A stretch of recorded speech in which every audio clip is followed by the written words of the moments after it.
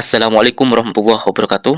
Halo Sobat Hijau, berjumpa lagi bersama saya tentunya di Umar Faruk Channel. Di video kali ini, saya akan bahas seputar pertanyaan Sahabat Hijau semuanya, bahwa apakah benar balsa itu tidak laku, dan apa penyebabnya. Nah, bagi kalian yang penasaran dengan jawabannya, simak terus videonya ya sampai selesai, dan jangan lupa di like, komen, dan subscribe agar channel ini terus berkembang dan bermanfaat. Saya yakin Sahabat Hijau yang masuk di video ini karena risau, khawatir, dan takut dengan maraknya isu-isu di luaran yang mengatakan bahwa kayu balsa tidak akan laku lagi di pasaran. Iya kan? Memang, kita sebagai petani yang ingin mulai sesuatu yang berhubungan dengan menanam atau budidaya merupakan tantangan berat dan terdengar menakutkan. Gimana tidak, yang namanya bertani penuh resiko dan tantangan. Takut matilah, takut hama, penyakit, bahkan tidak akan laku lagi di pasaran. Apalagi petani kayu balsa, nunggu 3 tahun baru dapat uang. Jangankan untung, balik modal aja belum tentu. Jadi menurut saya, orang yang mau memulai bertani itu banyak mikir, itu wajar. Soalnya khawatir takut nggak profit atau rugi. Tapi untuk kasus balsa ini yang bilang tidak laku, itu salah besar. Kalau nggak laku, kenapa pabrik balsa di Jatim masih berjalan? Malah sekarang bermitra dengan petani yang ada di Kalimantan dan Sumatera.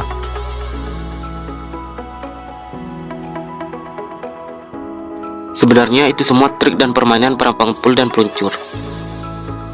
Jadi pengepul itu merupakan orang yang menjual barang ke produsen atau pabrik yang sekaligus sebagai pembeli barang ke petani. Sedangkan peluncur merupakan orang yang bekerja sama dengan pengepul untuk mencari produk atau barang ke petani langsung, yang nantinya mereka akan mengambil keuntungan berapa persen dari harga yang ditentukan oleh pengepul. Ini bisa dikatakan sebagai pelantara. Pengalaman saya sendiri pada saat beberapa bulan mau panen, banyak sekali tamu ke rumah, sekedar tanya-tanya kayu balsa, dan ujung-ujungnya menawar dengan harga yang jauh dari tingkat kewajaran. Pembahasan mereka mengarah kepada balsa itu tidak laku, balsa itu jelek, balsa itu sudah tidak diminati oleh ekspor dunia. Awalnya saya ladenin, saya bawa survei ke lokasi kebun balsa saya. Terus ada satu pohon yang cacat atau bengkok.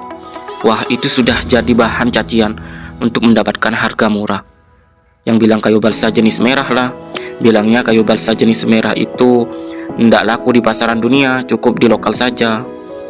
Setelah saya tepis dan saya tolak penawaran mereka, datanglah lagi orang bertamu yang mengenai kayu balsa yang ujung-ujungnya menawar dengan harga yang jauh dari kewajaran. Intinya dalam sehari itu ada 3 orang, bahkan lebih, yang cuma sekedar untuk menawar balsa dengan penawaran yang beragam.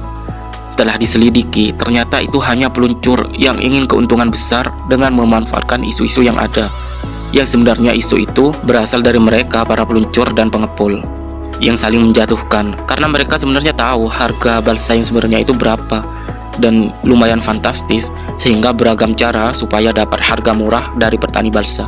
Karena sekarang sudah zamannya media sosial, akhirnya isu itu cepat nyebar, mulai dari Facebook, WhatsApp, dan lain sebagainya. Bahkan dari mulut ke mulut, akhirnya viral kalau balsa itu tidak laku. Saya ini berbicara sesuai dengan fakta di lapangan dan pengalaman saya pribadi. Dan saya bukan berbicara tertuju pada satu orang, tetapi secara global. Semenjak maraknya penyakit pangkal batang yang merajalela, menurut data PKL Pertanian di Jember, Jawa Timur, hampir 60% perkebunan kayu balsa terkontaminasi jamur pangkal batang. Sehingga untuk sekarang harga kayu balsa mulai stabil. Kebetulan 2 bulan kemarin saya panen kayu balsa di umur 2,5 tahun dengan jumlah pokok 280 pokok batang kayu balsa dengan rata-rata diameter 70-80, laku 35 juta. Lumayan kan? 2,5 tahun sudah bisa panen dengan harga fantastis. Meskipun harga tidak sefantastis tahun dulu, tapi kalau dibandingkan dengan sengon, untuk bisa panen paling tidak nunggu 6-7 tahun, itu pun belum tentu dapat harga segitu. Jadi saran saya buat Sahabat Hijau, tidak perlu khawatir akan itu semua. Tetap fokus untuk melestarikan pohon balsa. Insya Allah tidak akan rugi, selagi perawatannya benar, karena kualitas itu nomor 1. Gimana caranya? Ya lakukan perlakuan pupuk tepat waktu, tepat sasaran, dan tepat dosis. Lakukan pruning atau pemangkasan. serta perawatan yang intensif. Jangan terlalu mendengar beberapa omongan orang, baik itu pengepul atau peluncur. Itu malah bikin Anda down. Jadi jangan ditelan mentah-mentah.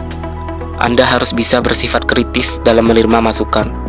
Anda perlu berani menghadapi resiko. Pendapat yang baik boleh direnungi, namun jangan mematahkan semangat untuk mencoba. Kegagalan bukan akhir dari segala perjuangan. Ketika tanaman kalian terkena penyakit atau jamur, bukan berarti perjuangan kalian berakhir dengan cara menebang dengan sia-sia. Bukalah wawasan, perbanyak terus bertanya, perbanyak belajar. Mungkin channel ini bisa membantu keluh kesah kalian. Bukankah di video-video sebelumnya sudah saya share cara mengatasi hama, cara mengatasi penyakit, dan lain sebagainya? Ubahlah ketakutan kalian menjadi pemicu semangat untuk lebih berjuang dan terus berusaha yang terbaik. Jalani prosesnya, insya Allah petani balsa akan sukses. Paling tidak, sahabat hijau bisa bekerja sama langsung dengan perusahaan kayu atau bermitra. Dengan begitu, sahabat hijau tidak akan khawatir lagi kalau balsa kalian tidak akan laku. Ya paling tidak ada hitam di atas putih. Sehingga apabila ada kerugian, sahabat hijau tidak menanggung sendiri. Pertanyaannya, bagaimana caranya bermitra dengan perusahaan? Nah, nantikan video selanjutnya ya. Saya akan share di video berikutnya. Makanya dukung terus channel ini agar saya lebih semangat lagi untuk memberikan segala informasi yang lebih terupdate mengenai kayu balsa ataupun bisnis lainnya. Untuk sahabat hijau, tetap semangat dan pantang menyerah.